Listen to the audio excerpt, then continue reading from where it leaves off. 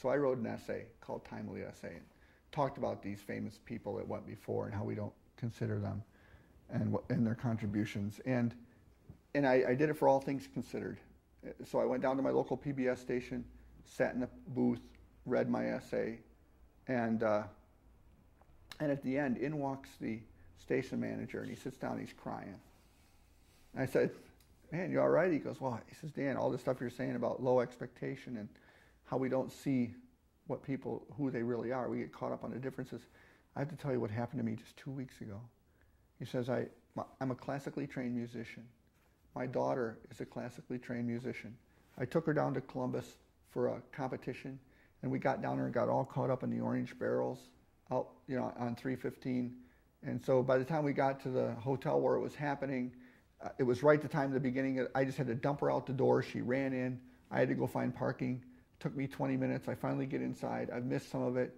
I go walking down the middle of the aisle, sit right in the front row where I always sit, looking at the grand piano. And I sat there watching the competition. I was able to see my daughter and many of the people.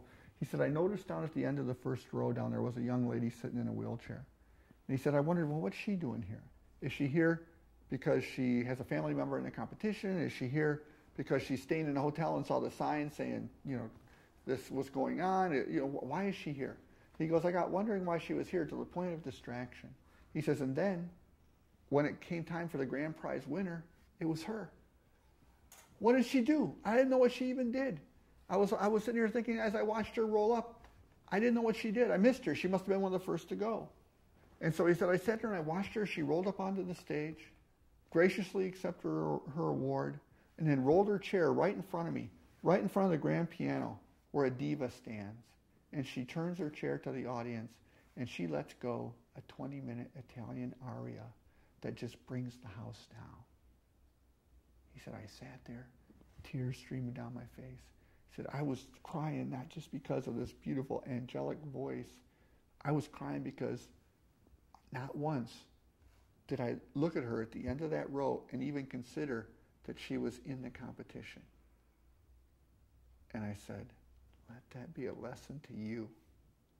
I mean, this is the same girl that rolls through the mall, leaving behind a wake of people staring at her saying, oh, look at that poor girl. She must have a horrible life. It's the same girl. It's what we do as human beings. We look at people. We are so quick to focus on the obvious difference, the wheelchair, the cane, the dog, the whatever, the color. We're so quick to focus on the obvious difference that quite often we fail to recognize the diva right there. The diva inside. This girl was a diva in a chair, sitting right there. So, when I'm talking to young people, I'm talking to people with disabilities, man, everyone in this room has a diva right there. You are a diva. Some of you may know it, some of you may not. Some of you, I'm telling it to you for the first time, but you've got a story. You've got a song. However you tell that story is up to you. Dance it, write poetry, do a video, sing, whatever works, paint. There's a million ways to tell your story. Tell your story, Be that diva. Be that change you wish to see in the world, That girl and that guy saw that girl in only one way. But then suddenly she came up and just totally blew him away. And now he'll never think differently. He'll never think the same way again. And that's the beauty of the story, of the song, of the painting. We all have this diva. We are this diva.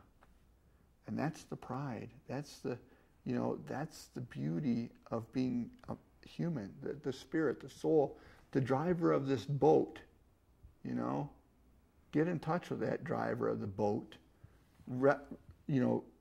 Recognize and celebrate that unique aspect of who you are, and go out and share it with the world. And the world will be a better place.